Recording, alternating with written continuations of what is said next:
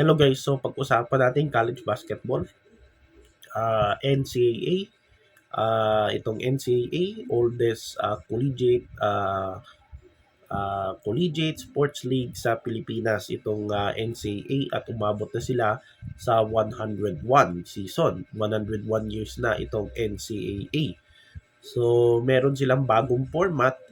Ibig sabihin yan, end of the Final Four era na itong NCAA, kasi meron silang bagong format, lalo na sa playoffs, kung saan sa regular season ay hinati sila sa dalawa, kasi may 10 teams itong NCAA, so dalawa, hinati sila sa dalawa, so tig 5-5 sila, no? Group A at saka Group B. So itong NCAA, magsisimula yung kanilang season, yung men's basketball nila, sa October 1. So mas nauna pa, no? Mas mauna pa itong UAAP, kung saan itong UAAP magsimula sila sa September 19. So naintindihan natin itong UAAP kung bakit hindi nila pinayagan yung mga players nila, lalo na yung mga pag-graduate na, no? Na mag-join sana sa PBA draft. Mamaya pag-usapan natin yung PBA draft. So hindi sila pinayagan, no? Hindi sila inallowed ng UAP. Siguro mas focus sila dito sa kanilang season, no? At hindi sila ma-distract, no, dahil diyan sa PBA draft. So 'yon. UAP magsisimula sila, alam ko September 19, mas nauna pa sila. At yung venue ata sa home court ng UST. So maglalaban sa opening ata UST versus defending champion UP. So mas mauuna itong UAP. At yung NCAA ay sa October 1 sa Araneta Coliseum. So itong NCAA, meron silang bagong format mula regular season hanggang playoffs. So ibig sabihin niyan, parang end of the Final Four era na itong no? Kasi yung normalized na na playoff sa NCAA, yung Final Four, kung saan yung top 4 teams ay advanced na sa semifinals. So dito ngayon may bago sila na parang ding yung ginawa sa PBA nung first conference, kung saan hinati sila sa dalawa. Tapos yung playoffs, best of 5 ata yung playoffs. So parang pinaghalo lang yung PBA, yung USNCA, lalo na yung yung ACC, Big Ten, SEC, ganun din yung format nito eh. Tapos FIBA. So yung FIBA na yung playoffs ng FIBA World Cup, FIBA Asia. So yan yung pati NBA na NBA Cup. So yan yung parang ginagaya ng NCAA na yung kanilang playoff format. So yan yung playoff format nila guys. So kung makita nyo yan. So pasensya na kayo guys kung may parang may guys, no? Nag-construct dyan sa labas. Ewan ko saan galing yung construction na yan, no? Nag-company ng bahay. So yun nga yung bagong format ng NCAA playoff format. Yan. Medyo exciting ba to? So malalaman natin yan, no? Tapos ang maganda, dati 4 lang makakapasok. Ngayon kahit yung mga nasa malapit sa number 4, halimbawa yung number 5 at saka number 6, may chance din pala, no, na pumasok sa semifinals. Yung mga nasa number 5, number 6, at maging yung mga 5 or 6. Bakit may dito? Gatin guys Oh, may play-in pa, no? Parang nga NBA. So, yan, ganda yung format, oh. Yan.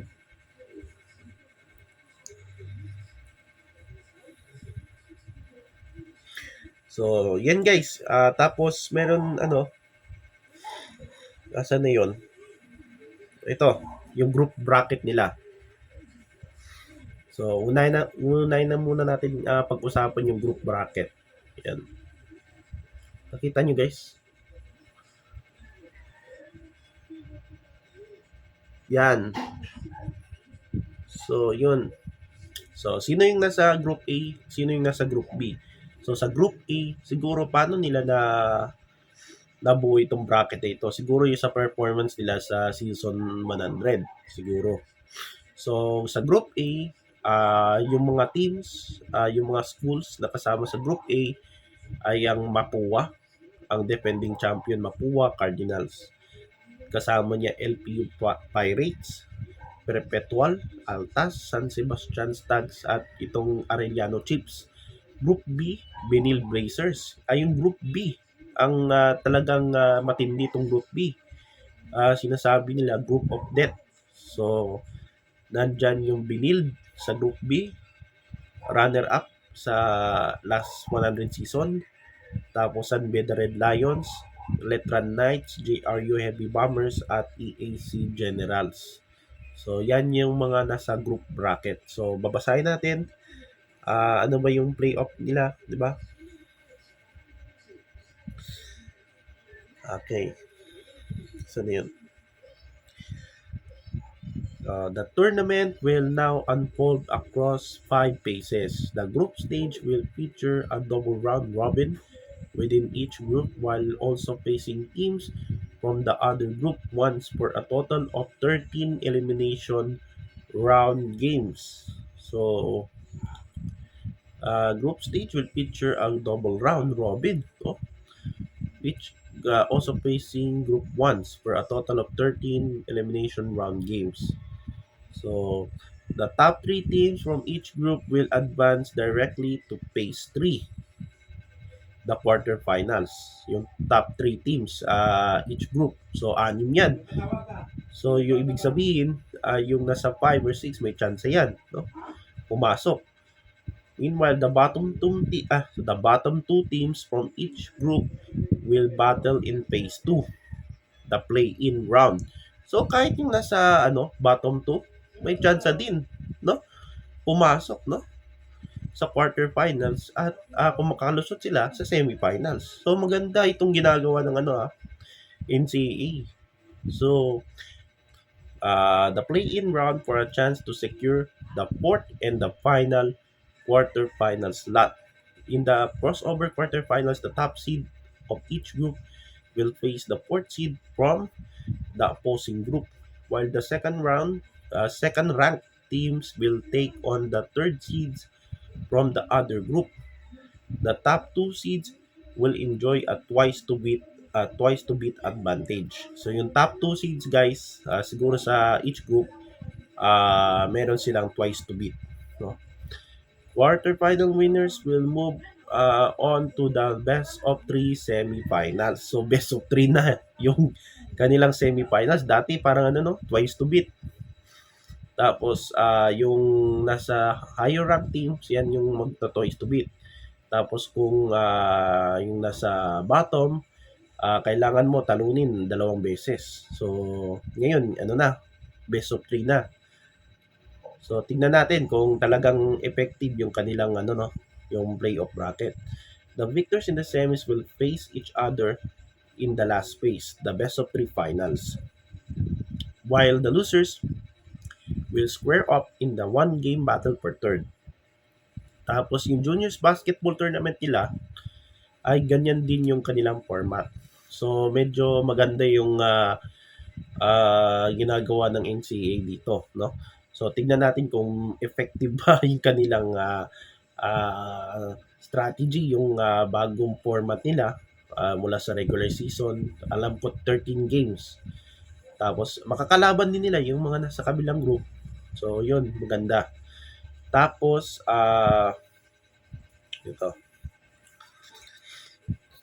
So, yung October 1, of course, gaganapin sa Araneta Coliseum. Yung first game sa season 101. Pero yung the most games to be staged at the Rizal Memorial Coliseum. Saan yata yun? Sa Maynila, no? So, bakit hindi na sa San Juan Arena, no? Bakit hindi sa San Juan Arena? Dahil siguro ang UAP kasi So alamin natin kung bakit hindi na sa San Juan Arena, no?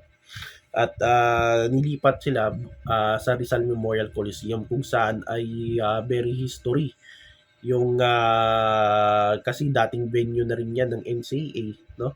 At marami ng memories diyan, no? Mga pisikalan na laro. So alam naman natin tong NCAA, very ano ito, no?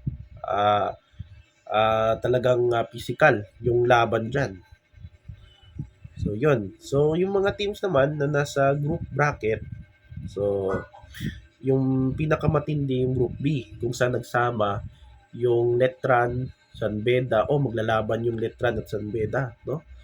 So very exciting to. Tsaka Binil na isa sa mga top contender sa NCAA. Tapos sa uh, Group A yung Mapua, defending champion.